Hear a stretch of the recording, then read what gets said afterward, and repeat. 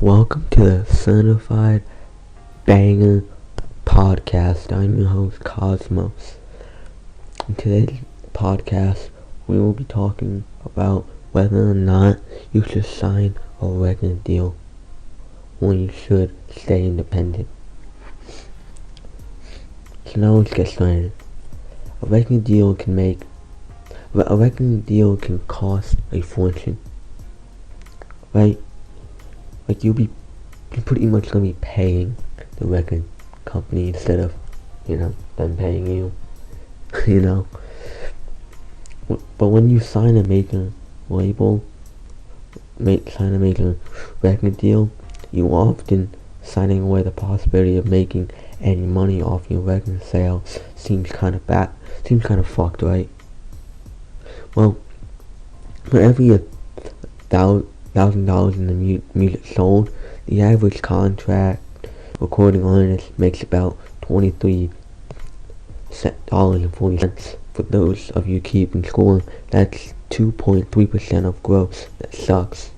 Like, that's trash. That's like ass. Is that because music is difficult to profit off of? I mean, look, music isn't... If you know what you're doing, anything can be high profitable, if you know what I mean. Music is not, it's hard to be profitable off of, but it's not difficult, if you know what I mean.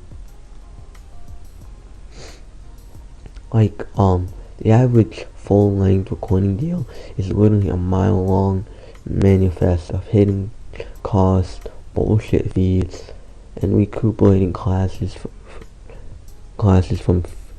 the 50s that were left in to screw you over. Let's see.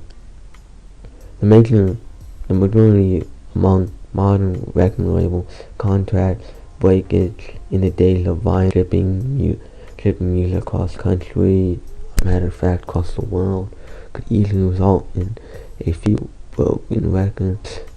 Like for example, if you were to sign a record label, you would still have to put in the cost of making a CD, a vinyl, and the cost of packaging and shipping it to China or North Korea or anyone else in the world, even though majority of the people are going to listen to it on the smartphone, on Spotify, SoundCloud, and YouTube and iTunes, and all these other, and that's like a 20% package fee. That means that the record industry was claiming that 1 in every 5 vinyl records created break in transit, calling bullshit, fucking bullshit. But it gets a lot worse. Obviously, vinyl is far more than tape or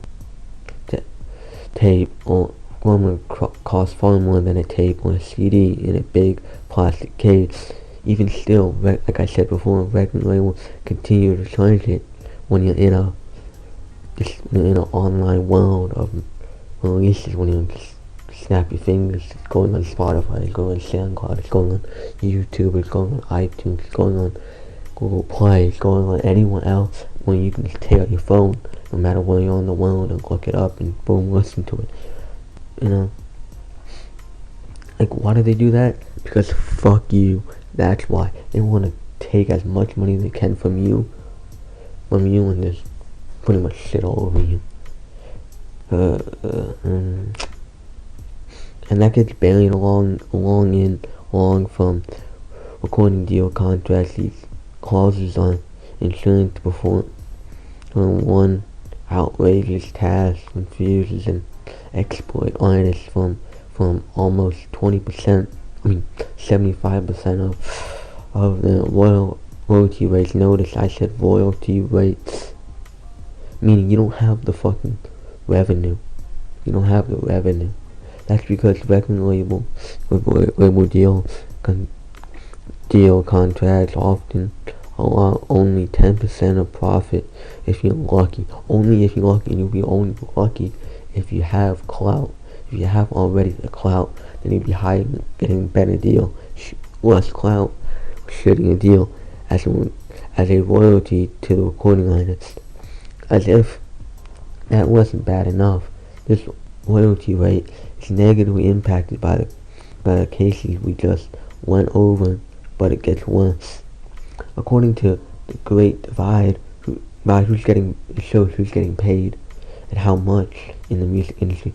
Record label 63%, distributor 24%, the band 13%, singer 18%, the personal manager is 15%, the business manager 5%, the owner 5%, the producer 3%, 18% drummer, 18% bass, 18 lead guitars. That's if you have a band. But if you're talking a singer, you're still getting a lot less.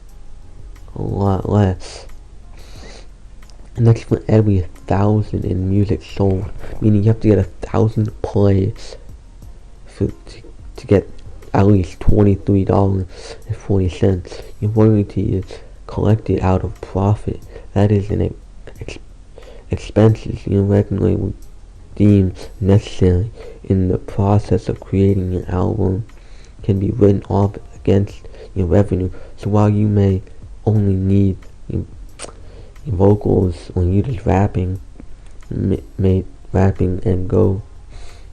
a good sound room to record an album, your label will be saddling you up with a songwriter, expensive studio, top producer, session musician, and more. Even though that's all great, y'all want that just to making something that they deem to be marketable. You don't actually need all those things. You don't actually have say in process. You can just tell them you don't need a songwriter and that you keep more money, and that you can keep more money if you add on says you need a songwriter.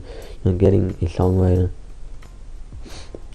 Now, pile all of these costs on top of your entire replication album, advance, tour, supply, and independent radio promotion, and the chances that you will ever make any money off your regular recorded music drop to a definite 0%. In fact, you may end up owing the record label more even if you sell millions of albums. And surely it's while it's right because you can't it's right because you couldn't possibly market yourself online and make money all by yourself. A label is going to give you access to massive exposure and marketing strategies that can help you blow up. But can you do it yourself? Oh wait, you can. Getting offered a record label is an catch-22 unless you are able to build a substantial following. I said before, unless you have clout, you're getting a shitty deal so if you're gonna sign, you need high clout following all by yourself. A major record label possibly won't be interested in signing you. If they do, your contract will be awful. Awful. For example, what's his name? Ian Dior. He's an industry plant, had no clout. He signed, his record deal was probably shit, and now that he has clout, he probably has a tiny bit of leeway to when he can do what he wants.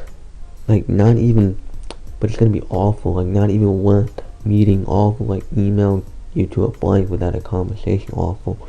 But let's say you do build the massive following. Let's say you have 50 to 300k, and your record label comes shifting for your secret sauce. You're going to buy you weed, take you to Spotify offices, and tell you you're the next shit. But you're really not gonna be the next shit. You're gonna make you feel like you're in time has arrived, and all you're going to do is take it to the next level. But at the end of the day, they're not gonna give a fuck about you. Can they help you take it to the next level? Yeah, totally. They can totally blow you up. You don't need them to blow you up. need them for you to blow up. You don't think the best place in the music is down the throat of every man, woman, and child in America? That is your A&R, like A&R likes your music insurance to release it as is spoiled. They won't release the music. Major record labels won't help you market it. Market it. Who get it? Market it. And they found, and basically what they'll do is they'll find a way to shrink you and find a way to take away all your money and all your fame so they make more money and more things. I know a lot of amazing marketers they provide to speak directly to the people who have helped them highly generous billions of dollars in revenue. The success rate when working directly with companies to provide their growth approaching 100%. Great marketing isn't about hitting the lottery or with a product and getting. Marketing is all about connecting with your audience, connecting with with relationships, like for example connecting with Eminem, connecting with your audience, getting to know who your audience is and like who are the people you want listening to music. Think of that in mind, if you know what I mean. A lot of people confuse marketing with the branding subject of communication, but marketing is communication with a goal to develop a deeper relationship with your prospective customers. So what kind of relationship are you on majority of record labels developing? For the past 3 decades, almost 10% of all songs on the Billboard Top 100 were by one-hit wonders. What does it say when a company can ship millions of units for its first product but can't get anyone to buy a follow-up? Often it's the rapper's fault that gets blamed, but it's the marketer but it's not. It's really the major labels that is, when second albums flop, assume that it's artist. They assume that it's the artist that fucked up, but it's really the marketer and the label not connecting with the customer. And by the time they have the second label out, they already lost like hundreds and hundreds of fans. Now, here's another reason why you don't want to sign. The recording industry insurance generous sound, right? But nowadays anyone can get the best sounding quality at home. Anyone who is marketing, who's making money in marketing, will tell you that the first thing you need to do is select a single target market, whatever you have a product yet or not. So think of who do you want to listen to your music? Who do you want to listen to your music? Whenever you have a product yet or not, your chances of marketing successfully fall dramatically when you try to market your product to an entire age group or gender. So ask yourself, like, do you want only women who are in high school around like 15 to 16 to listen to music? Or do you want middle schoolers who are in 8th grade, about like 14 to 17 years old in high school as well, who are a little on the sadder side to listen to music? Think of that. This is the big reason why 90% of those signed major label deal are solved. It's almost why most of the financial wins in the music industry are represented by some of the most forgettable music in the history of artists. A product that isn't for everybody is a marketing's dream, and a major labels want to snipe. Major labels aren't looking to develop a business around a profitable product. I mean, they ain't trying to build your business, build your brand, build your name. They don't care about your name. They care about the dollar bill. surrounding your name. If you don't give them money, they're not gonna care about you. That's not so. That's not specific enough. They're looking for blind obsolescence, almost nurturing levels of fame and success, so they are willing to crunch and burn 90% creative soul in order to find one artist they can test against thousands of others.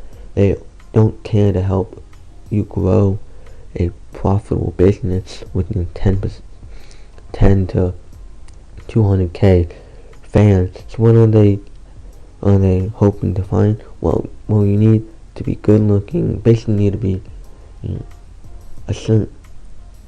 built a certain way to fit a certain genre or fit a certain mold.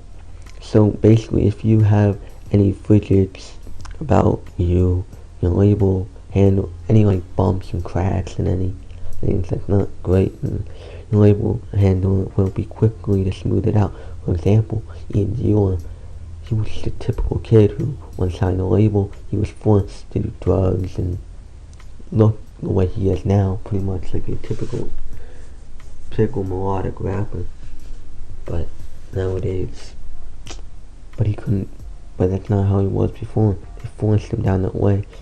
As well as we've already discussed, labels don't know how to market very well, so they will usually gas directly at whatever.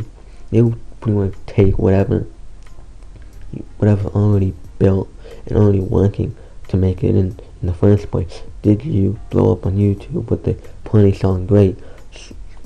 Say hello to your Plenty album. Every song you do from this point on will be about being Paul, drinking, skipping class. You hit your vinyl with the Plenty college kids, and now you're going to milk it for all it's worth. You want to go ahead and try to make a song about something else. Basically, they'll do that. They'll try to cram the word Plenty and everything, and they'll basically try to only make you about partying and only make you about this and that. Like we name every country song singing just about girls and heartbreak.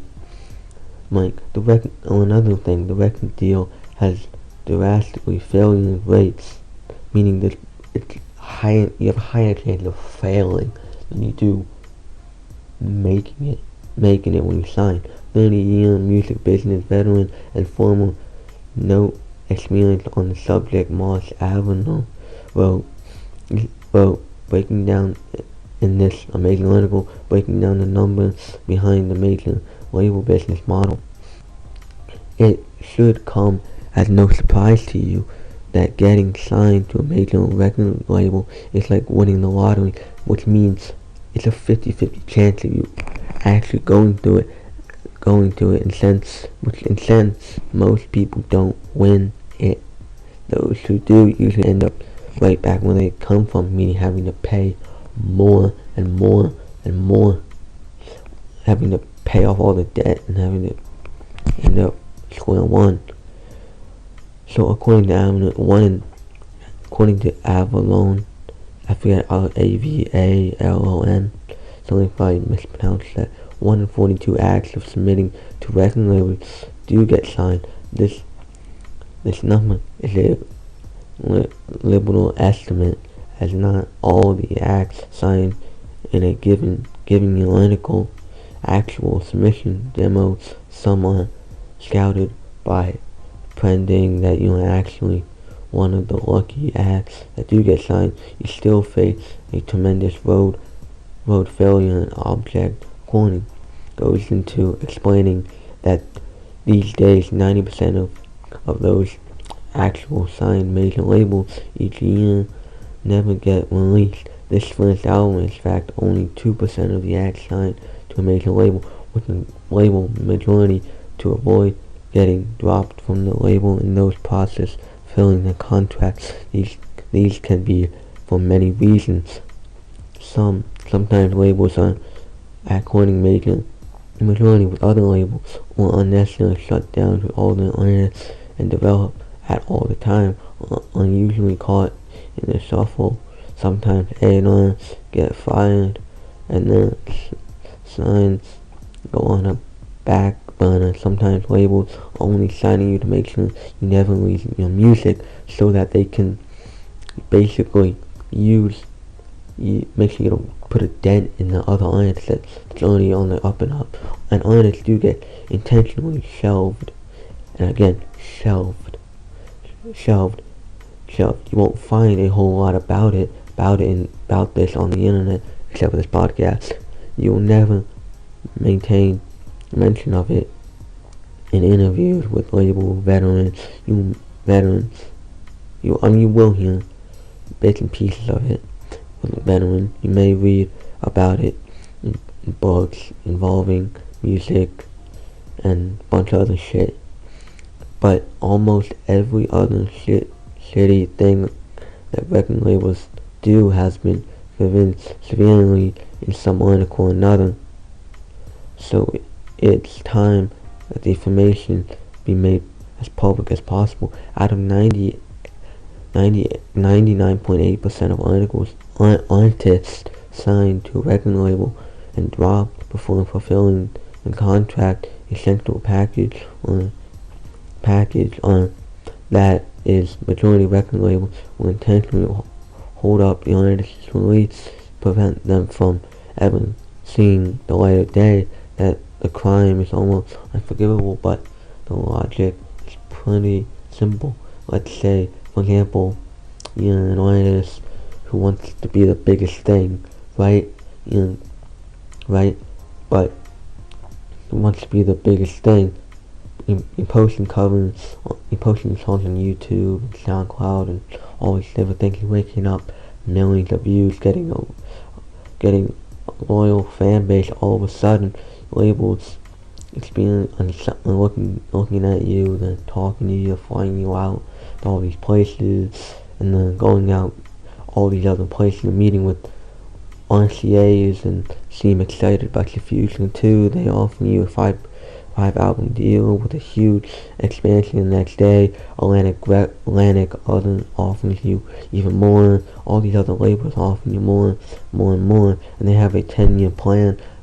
And let's say you find Atlantic Records that has a 10-year plan that pushing you in the drive and sets of the most successful music career of the 21st century, and you and your family sign on the dotted line. Game over.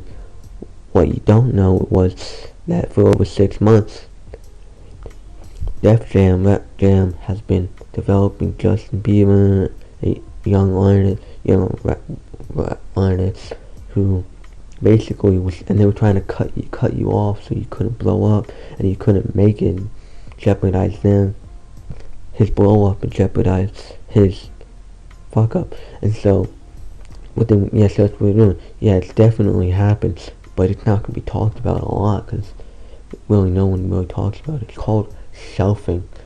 And I'll add, for example, in what's his name? In Machine Gun Kelly's Eminem diss, he says that you had him shelved from, I forget what, from Shade 45. It's basically that type of thing where it's, oh, we don't want you to mess up my plan or do a fall on the line, so now I'm shelving you. That's pretty much what they would do. And maybe for some of them, the labels had every intention of giving them a fair shot. Unfortunately, as many have successfully documented, top 10 sound became more